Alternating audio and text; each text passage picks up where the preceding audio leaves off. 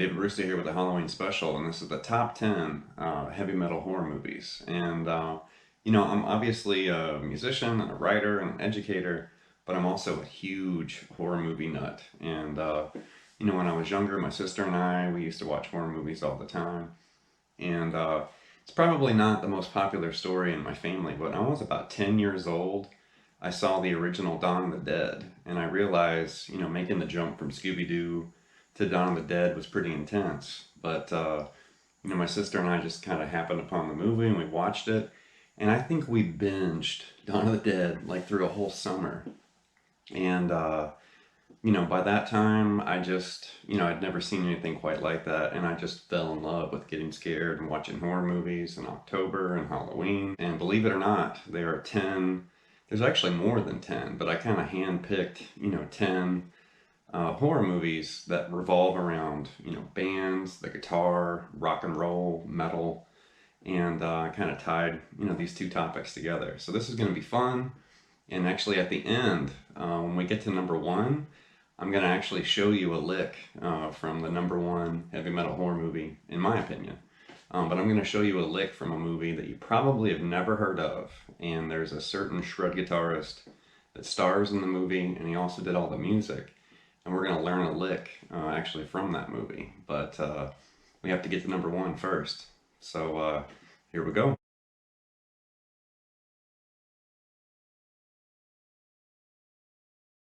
Coming in at number 10 is the Swedish horror film from 1985, Blood Tracks. And the film Blood Tracks actually has the band Easy Action. And if you're not familiar with Easy Action, that's Key Marcello's old band. So before Key Marcello joined Europe, he played with a group called Easy Action, and that band is featured in the movie Blood Tracks. So this is number 10 on the countdown. And I'll just go ahead and admit this is not a good movie at all. It's dubbed. You can see it's overdubbed. Easy Action has one performance. They're kind of outside in the snow. And it's rockin'. I mean, you can see like a killer, Keys playing a Gibson Les Paul. This movie really isn't very good, but I had to include it in this list simply because, there's a legitimate rock band and, a guitarist that I featured in a three-for-all lesson, Key Marcello. And, the movie is just very kind of low budget. It's not very good. And, there's like avalanches, there's like weird hairy dudes, there's boobs and some butts. And, I mean, spoiler alert, but Key Marcello, it's like 45 minutes into the movie. I hope I'm not spoiling this for you guys. It's really a horrible movie, but Key, he gets his head ripped off. You don't see it on screen, but one minute he's there with this girl, the next minute, this hand like grabs him by the mouth and kind of pulls him back. And then the next scene, you see the girl looking for Key, and then you see a horrible, like, severed head with a black wig kind of tumble down, and she screams. And when I saw that, I didn't even realize it was supposed to be Key at first, and I was like, did he just get his head ripped off? Because you don't see it on camera, but you just see this, prop head kind of hit the floor and see her scream. Honestly, the movie really wasn't that great leading up to that part. Like, the first 45 minutes is pretty much all you need to watch. As soon as Key dies, you can turn it off.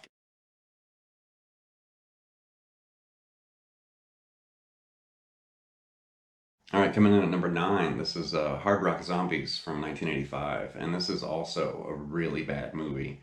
It's campy.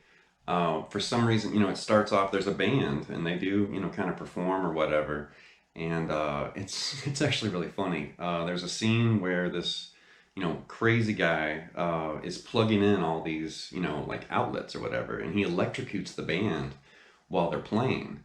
And, for most groups out there, I know for me, if I ever had a gig and I went to it and I was electrocuted, the gig would be over. I would go home afterward or the hospital or whatever. But for some reason, it continues on even after this guy like electrocutes the whole band. And they didn't die, but I mean, there's so much wrong with this movie. For some reason, about halfway through, it takes a sharp left turn, and you find out that the crazy guy is actually Adolf Hitler, which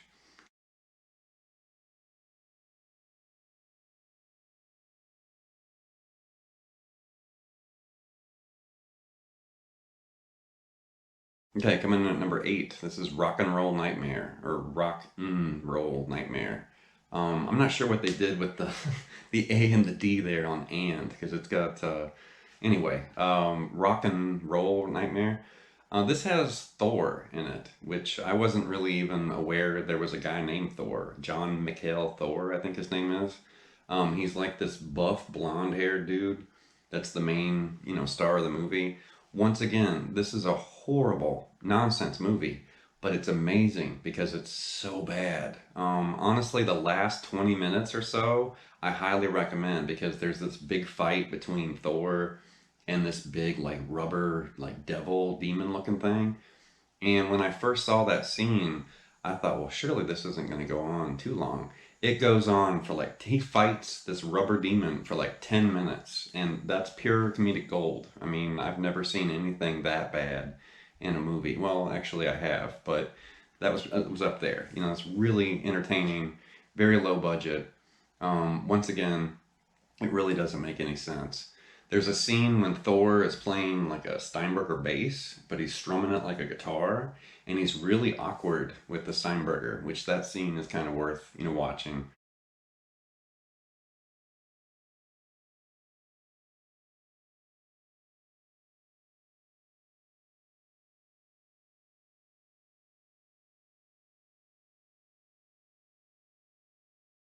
All right, coming in at number seven, this is Terror on Tour from 1980. And this is a low budget movie, and it's obviously a spoof or a variation or, borrowing the image or some other popularity from Kiss.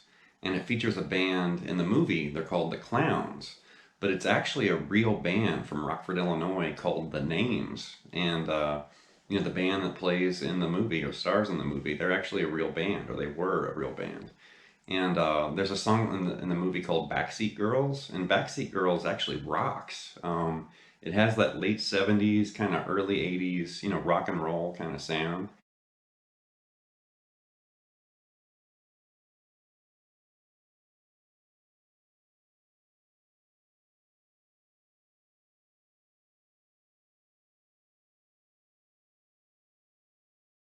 Speaking of movies that are entertaining, but they're also really bad, at number six we have Kiss Meets the Phantom of the Park from 1978. And this is a very famous bad movie. I think it was actually a TV movie.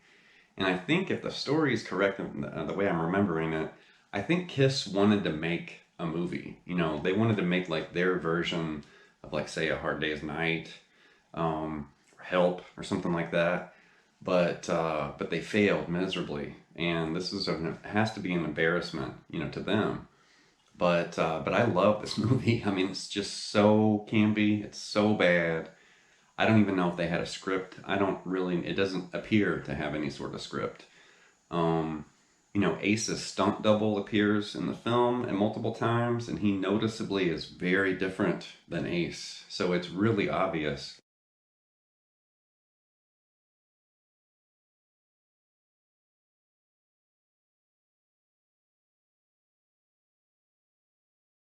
All right, coming in at number five, this is Black Roses from 1988, and this is a relatively famous, rock and roll horror movie or heavy metal horror movie.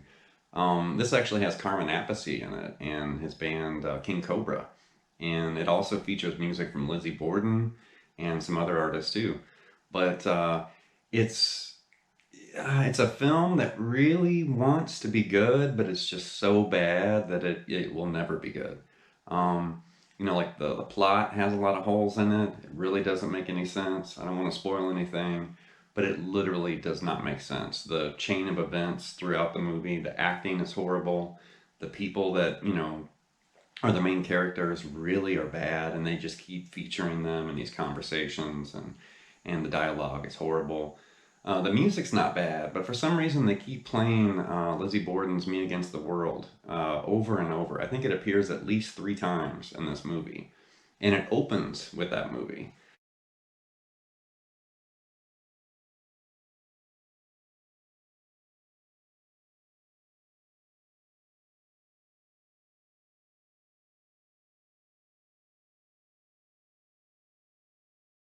All right, coming in at number four, this is Rockula from 1990, and this is a rock and roll horror musical. Yeah, I know. But yeah, it's a rock and roll horror musical, I guess. And the only film I can think of that works in that genre is Rocky Horror Picture Show. That's the only one. So I don't know why Hollywood continually poos out, horror musicals or rock and roll horror musicals. But yeah, Rockula is really not that good. For some reason, Bo Diddley is in this movie, Thomas Dolby, and then also Tony Basil too, the Mickey girl, from the 80s. And it also has Dean Cameron, which he was Chainsaw in the movie Summer School, which is another kind of obscure 80s film. Summer School is amazing, but there are some famous people. They actually had somewhat of a budget. It was kind of obvious they had a budget for this. But there's like rock, there's hip hop, there's all this random stuff. It's technically a vampire movie, even though Dean is walking around during the day and he's out in the sun. And I really don't like vampire movies that do that. It's like, no, don't change the rules. There's a reason why vampires sleep in coffins and stuff. But he's walking around and it's really not a good movie, but it is kind of funny to watch Bo Diddley. Like, I mean, he has lines, he has some screen time, there's some costume changes, and it's so random. And it's like, why is he in this movie?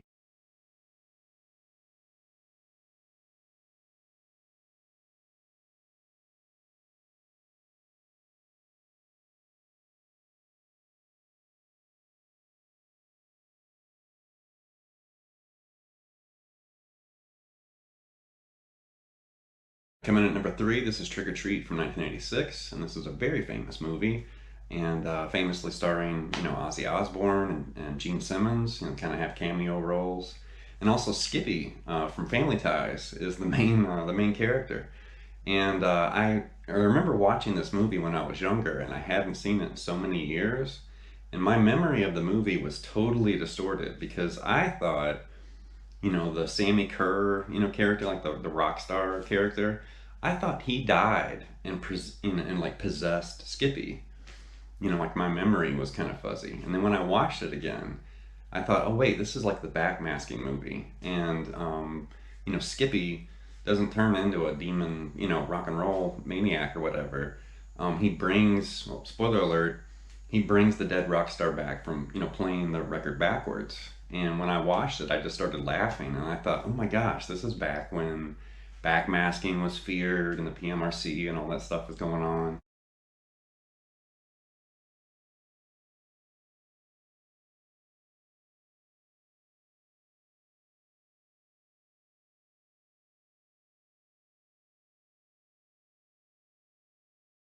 Coming in at number two, this is Deathgasm from 2015, and I know I saw this. I think it was actually like on Netflix or something. It was probably like 2016 when I actually caught it, but when I watched it, I thought, oh my gosh, it's a horror movie for metalheads, and it's awesome. So if you haven't seen Deathgasm and you're looking for a horror movie, and you're kind of a metalhead or you're just into music or maybe you're into horror movies, it's actually a really good film. It's from New Zealand. Definitely has a lot of reference to death metal and metal bands, and it's an interesting story.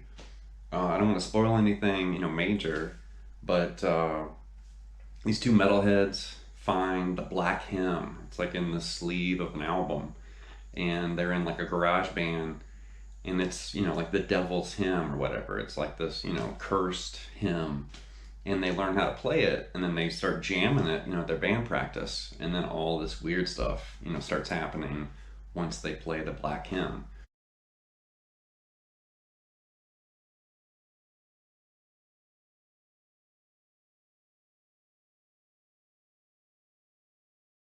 The number one heavy metal horror movie of all time, in my opinion, is 1991's Shock 'em Dead. And you might be thinking, what in the heck is Shock 'em Dead?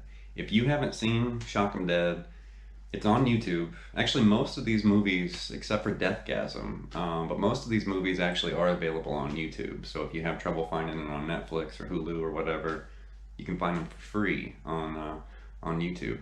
But Shock 'Em Dead from '91, actually it has Michelangelo Badio in it, and Tracy Lords, which the adult film star or whatever. But it is a horrible, campy B movie, low budget, but it's amazing. It really is. Like that movie, I watched it like twice in preparation for doing this. And the first time I watched it, I just wanted to, remember it, and I kept laughing. And I thought, oh my gosh, yeah, I think this is the winner. It's perfect.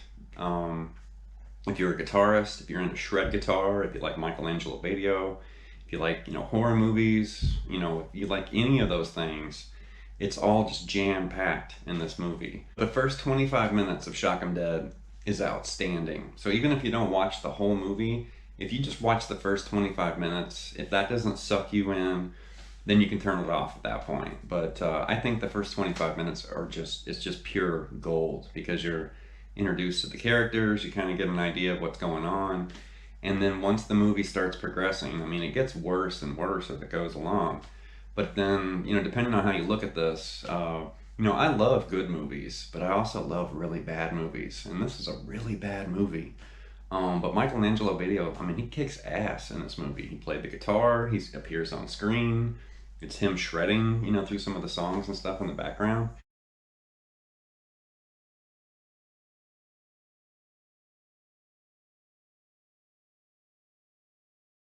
I am going to share a clip from Shock 'Em Dead here. There's actually two things I'm going to share.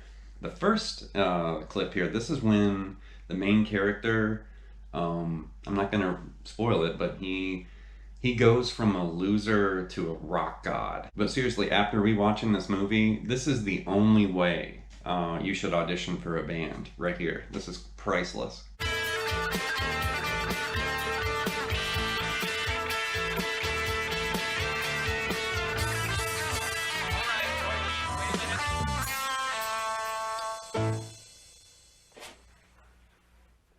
Can we help you? Yeah. I heard you were looking for a guitar player. They found one.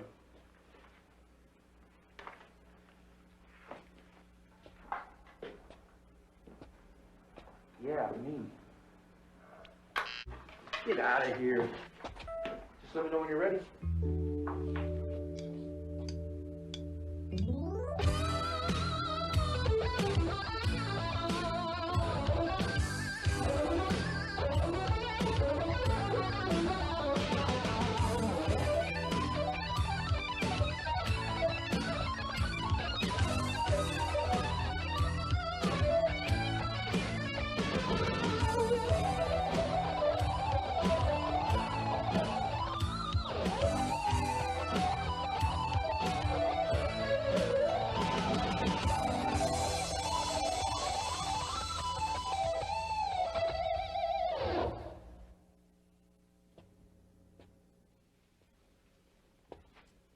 And then he ends up picking up a guitar, and it's the first time he plays after he's become, this rock god.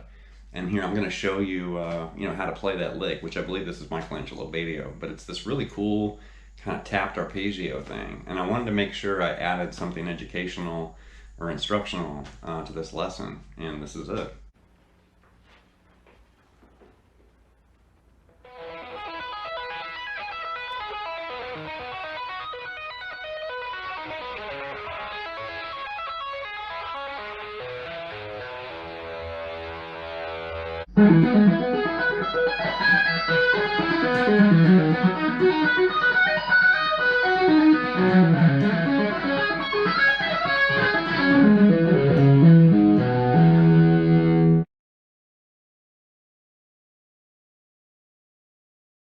This unexpected, treat from Shock 'Em Dead is actually really cool, and it's outlining E major, and then a B over D sharp, and then C sharp minor. So it's a very classical, sounding phrase or progression, when it's kind of arranged like that. But we're doing it with arpeggios. So the first thing is your left hand with that E major arpeggio in the beginning. You're basically outlining, an E major bar chord right there, but as an arpeggio. And then the tapped part, you're just grabbing a different form of E major, like way up there. So it's really cool the way it's kind of a mix and match of you know, tapping through this arpeggio. So you're going to grab G sharp and then release to E right there.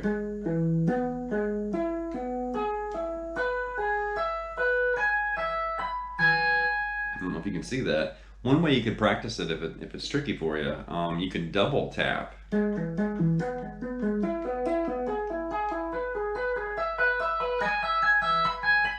And that gives you a little bit more time to kind of think about the notes and the pattern that you're playing. And then you're going to move up here. And it's kind of a tricky arpeggio. And then the last shape is the C sharp minor.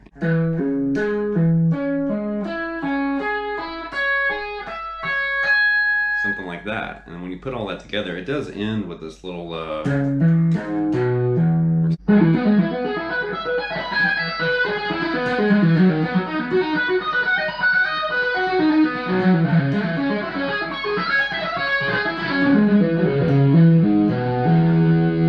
but that's a really cool, you know, tap to etude, because you're basically outlining arpeggios with both hands, and then you're kind of doing that mix and match with the tapping. And that's very unusual, but it has a really cool sound.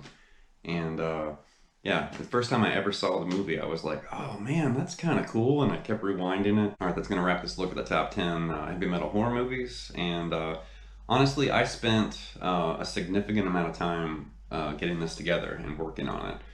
And the first thing that I did is I watched all 10 of these movies, which most of them I'd seen before, but I hadn't seen in a long time. And I was taking notes, and I started thinking about what I wanted to do. And then I thought, well, I have to show something from Shock 'Em Dead. Like, as soon as I figured out what number 1 would be, I thought, well, I've got to show something from it. And, you know, some of these movies actually do have good music, you know. Some of it's kind of trash, you know, trash music. All right, well, hopefully I didn't lose or confuse anybody this month, you know, doing kind of metal month and kind of getting ready for Halloween. And I have a couple more ideas, like as we get a little closer to Halloween. I've got a couple more things I'm going to throw out. And of course I'm going to continue doing lessons and stuff like that too, like, you know, regular lessons. And then everything's going to go back to normal, you know, next month, or at least, you know, as normal as it can be around here. But yeah, I'm a big music fan, obviously a guitarist and educator and stuff, and I'm a metalhead. But I also really love horror movies. I always have. I love Stephen King. I love reading horror. You know, big Left 4 Dead fan. I used to, you know, play Left 4 Dead all the time. And of course, I love horror movies too. So I know it's a little different, and I just want to kind of share this just to kind of give some of the viewers out there, you know, maybe some ideas for some scary movies to watch, or if you wanted to have a themed, you know, party or a horror movie night. Watch some rock and roll and metal, you know, horror movies. There's actually a lot more than I've included here. All right, well, leave some feedback and some comments, and please subscribe to Late Night Lessons, and I'll be back with regular programming very soon. Thank you.